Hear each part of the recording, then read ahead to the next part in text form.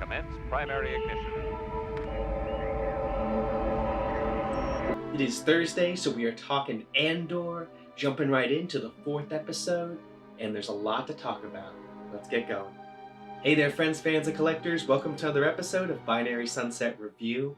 As always, I am Mike, and today we're going to be talking the 4th episode of Andor. We jumped right into the story of this episode.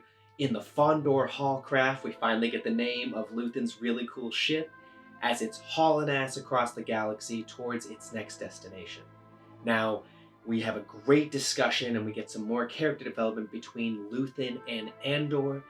Luthen tells Andor that the Starpath unit was a MacGuffin for him and he really was interested in Andor's talents as an infiltrator and as a potential rebel.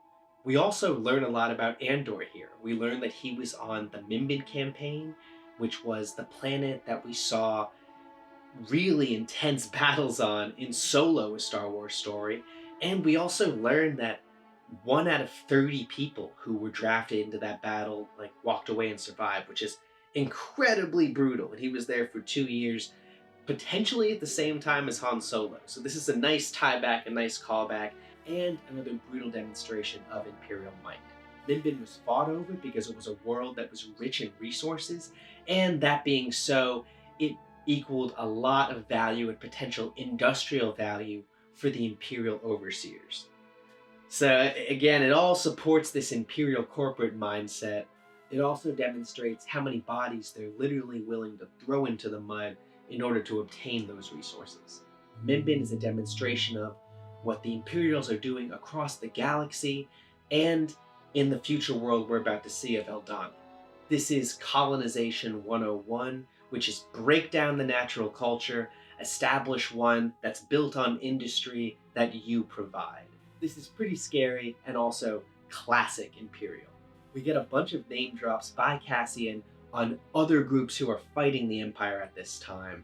There is the Alliance, which is the early rebellion, the Separatists, which is the old industry that was fighting the Republic, but now the Empire, the Guerrillas, which we could probably classify small groups like the Ghost Team we see in Rebels, they're guerrillas as of now, and then the Partisans. Now they're the biggest group, Saw Gerrera's group of freedom fighters, which are mainly actually the only ones fighting an actual war against the Empire right now. Cassian gets roped into doing a job for Luthen, which is an infiltration of an Imperial base to steal a year's payroll of an entire sector. Now, a sector is up to 10 to 15 worlds, and potentially that could be a huge sum of money. Luthen explains it's a Kawadi signet celebrating the defense from a Rakata invasion. Now, Kawat is a really popular shipbuilding world that we know in the Empire and in the galaxy, but the Rakata name is a great deep dive to Knights of the Old Republic and the Old Republic if you played those games, which is several thousand years prior to this in the Star Wars universe. The Rakata were silly 60s, 70s looking aliens, but in the Star Wars universe, they were the precursors to pretty much everything: science, exploratory, space travel, and force wielding. It's an excellent deep dive for Star Wars fans. I have to say this, but whenever we see a kyber crystal in the Star Wars universe, it doesn't exactly mean that that person is a Jedi. I know when everyone sees one, they're always like, secret Jedi, but I actually think that this is a brilliant demonstration of it, because we've seen kyber crystals now a couple times by non-force wielders, and it's a brilliant demonstration of the belief system in the Star Wars universe. So you don't have to be a space wizard who wields the magic to believe in that magic. And I think it's a really powerful just image of how the everyday average person has a belief structure with that, knows it's powerful and or valuable for many other reasons, artistic, culturally, just spiritually, because they know it can be a beacon and something for a greater force. I think this is important to demonstrate how the Force and kyber crystals themselves have their own culture and their own mysticism and belief structure in the Star Wars universe, even if you're not a space samurai. Next, we get our introduction to the Imperials, and not only any Imperials, but the ISB, the Imperial Security Bureau. Now, these are the probably scariest people in the Imperial pyramid of power and in the galaxy. These are the secret police, the Gestapo of the Imperial Army, the Imperial Navy, the Imperial Empire. Now, they know everything about everyone, and this scene perfectly encapsulates how scary they are. From the all-white setting of the room, to the all-white uniforms of the Imperial officers, to the cog on the wall, even down to the dialogue, this scene was so beautifully crafted, and it was a fabulous introduction to the Imperials after waiting this long, and that was purposefully done. There were a bunch of name drops in the ISB conference room. We got Arvala, which is the planet we saw Mando on, the other desert-like planet. We got Scarif there, also name dropped, with a bunch of construction equipment being moved. And this is hinted at Stardust, which is, of course, the Death Star. I think this is a great example of how nobody in the Imperial Command, shy of like the Majors or the Moffs, really knew anything about the Death Star's design. Major Partagaz is the perfect embodiment of an ISB officer. He is brutal, logical, and cold. He controls that room in a way that is palpable and beautifully sets the scene for the Imperial introduction into this show. Partagaz creates an air of competition between his officers, which we see as a norm for Imperial command. Now, this Imperial lust for power later plays on in this episode, and I'm sure will continue in the series, but it is exemplary of why we do not see as much Imperial cooperation in between different offices. It's great that we're seeing this in play, especially in the officership and at that level of Imperial command. And again, we're seeing this lack of cooperation because backstabbing and brutality are rewarded in the Imperial design. And this is mainly because your boss is a space wizard that shoots lightning out of his hands. Was Partagaz's speech about their purpose here as officers? They are healthcare providers, according to him.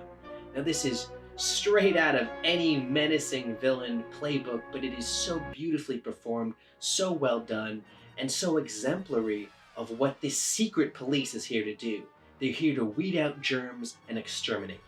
This is chilling and perfect character development for everyone in that room and the Imperial mindset in general.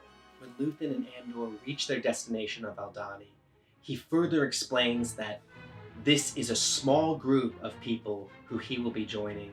This again is a perfect example of character development through dialogue. We don't get any exposition dump, but we already know how these characters interact, how they feel about each other, and really the gravity of the decisions and of their position in this conflict that we're learning about. Now, this is clearly Luthen organizing one of his cells of rebels who are doing certain things throughout the galaxy, fomenting, as we've heard, a rebellion. Heading back to Morlana 1, the pre-ops Morlana loses control of their sector with an entire Imperial takeover. They want to be as minimally noticed by the Imperials as possible because, just like any empire, they will snatch up as much power as they can if given the smallest hint. There is a lot of talk about how Coruscant looks entirely different from the Coruscant we saw in the prequels. In the prequels, we saw a regal, beautiful skyline at sunset, and in Andor we are seeing very gray, very matte, looking down upon the buildings. So we're not getting that classic view you would want to see. We're getting the real grime view. And I think this is done because of the places we're going, the scene we're setting, and the ultimate tone that this whole spy thriller has. We also get a very sad return home for Cyril Khan. His mom greets him with a slap and a hug as he returns down to the depths of Coruscant, returning back to Aldhani and the introduction of Vel's cell of rebel fighters. One of them is asleep on watch, and the other wakes him up with Greedo's little DTL-12 blaster right to his neck. We get a great name drop of Saw Gerrera, where he said that if Gerrera were to catch him asleep on patrol, he would put his head right in a pike. This is a great example of how other rebel cells know of each other and the different variation of brutality of these guys compared to the partisans. This is also really brilliant character development here of show don't tell. We already get the grime and the ruggedness of this one soldier reminding the more bright-faced youthful one about the dangers of this war and the dangers of this lifestyle. Vel's cell is made up of 5 other members, them being Skeen, Tamarin, Cinta, and Lieutenant Gorn. Lieutenant Gorn is an Imperial double agent. We see him later arriving on a speeder bike that has every sound effect from Return of the Jedi that you could imagine. You could hear this thing coming, going, and stopping. Now, all of Vel's cell was really not happy that Cassian was being introduced to it. These early rebel divisions are made up of survivors, fighters, and idealists to the heart. Now, when I think of idealists, and I gotta look to Nemik, and oh, Nemik, I'm worried for this guy. He is the face of innocence. He also has the heart of a true rebel. He's really in it for the cause. Luthen returns to Coruscant in what I think has to be one of his best scenes so far. We see him open a secret vault in his ship where he keeps his costume to his other persona.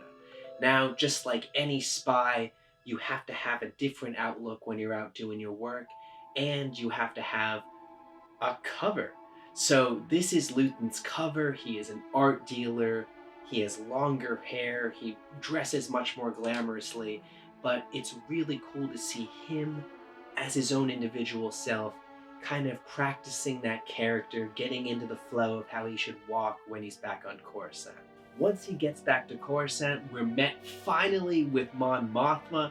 It took several episodes, but here she is, and this scene has it all. It has Easter eggs, it has tradecraft, it has story development, and we're gonna step on through all of it. Mon Mothma comes here under the guise of finding a gift for her husband, and we're immediately introduced to some rebel tradecraft. In suspect of her guard as a spy, Luthen has his assistant take him aside to show him some other bits of art, while he loudly takes Mon Mothma through the gallery and into the back. Once in the back, they really get to talking some serious rebel talk, and we learn that Mon Mothma has been providing funds for these rebel cells for we don't know how long. They mention that it's becoming more difficult. She talks about spies everywhere being watched, and Luthen does get straight to the point in saying that he has mouths to feed, he has jobs that need to get done, and this needs to happen. It's a really fabulous dialogue, and we really do get some greater looks into the inner workings of the rebellion at its birth in the Circle. So they talk about this circle of people who started the rebellion. And from the deleted scene in Revenge of the Sith, we know that this is a couple senators, including Bail Organa, Mon Mothma, Padme Amidala, and a few others. So I assume that this is the same circle we're talking about, and the biggest piece to take away is Mothma talks about adding a new person into the Circle to provide funds. So they need money, they need funds, and they need not to have to involve and expand their circle further. Because with more people, invites more danger.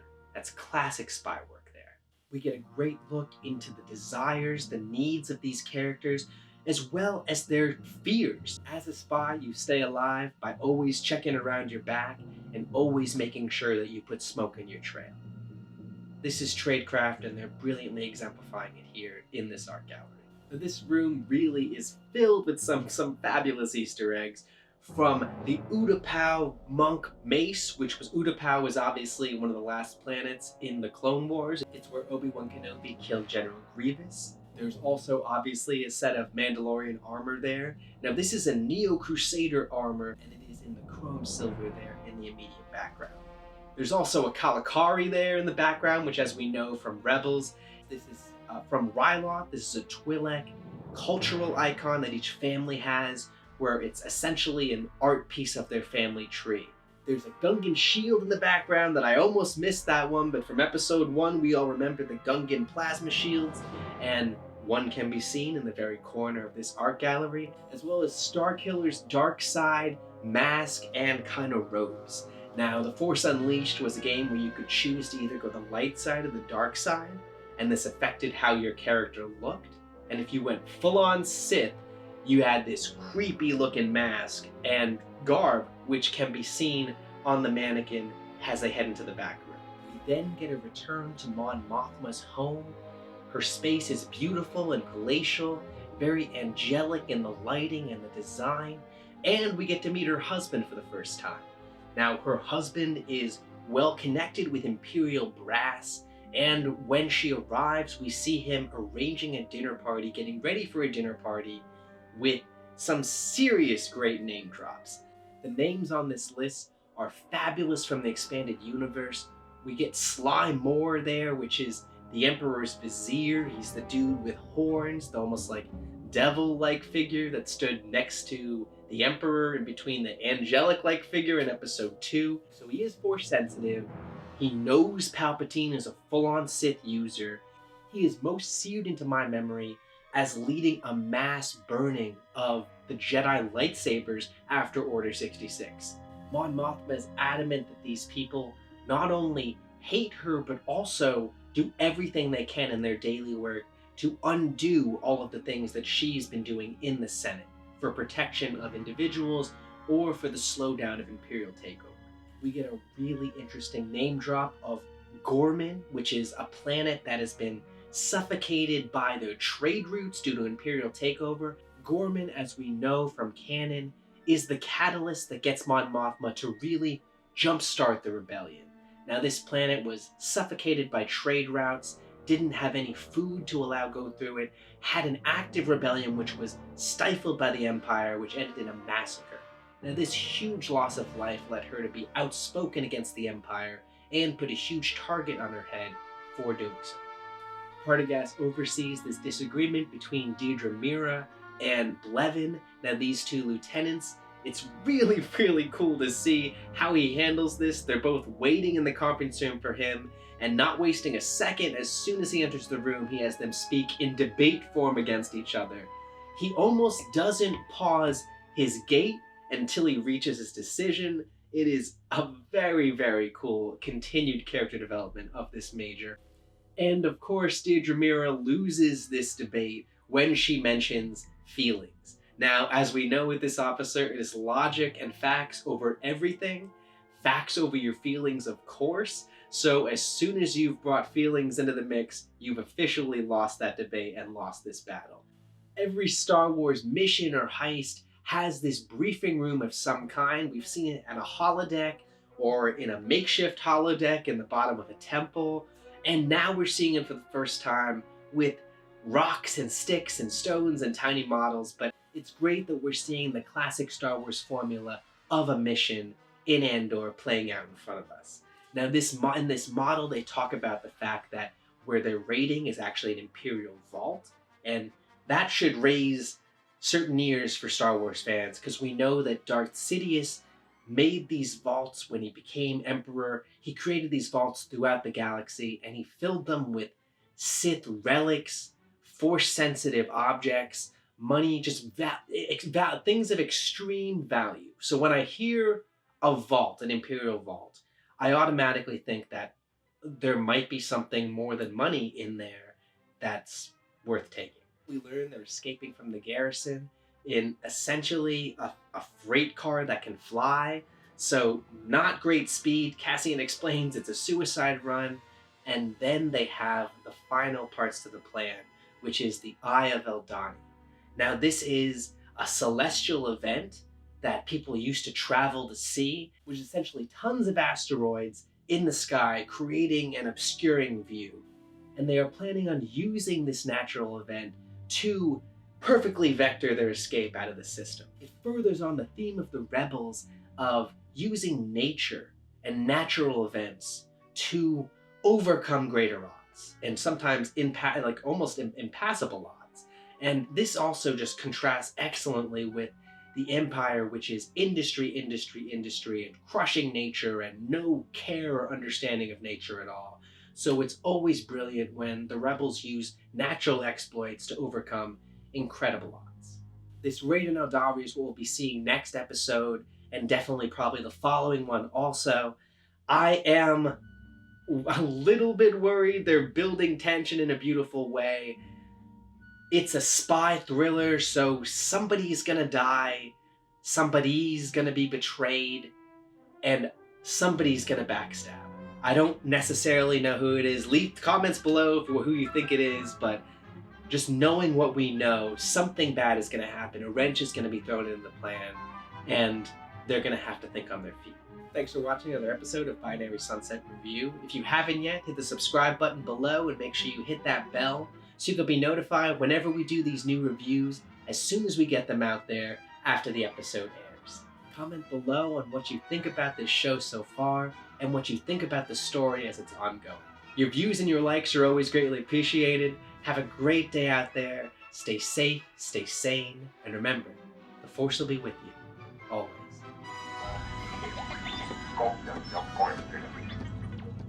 I'm just a simple man trying to make my way in the universe.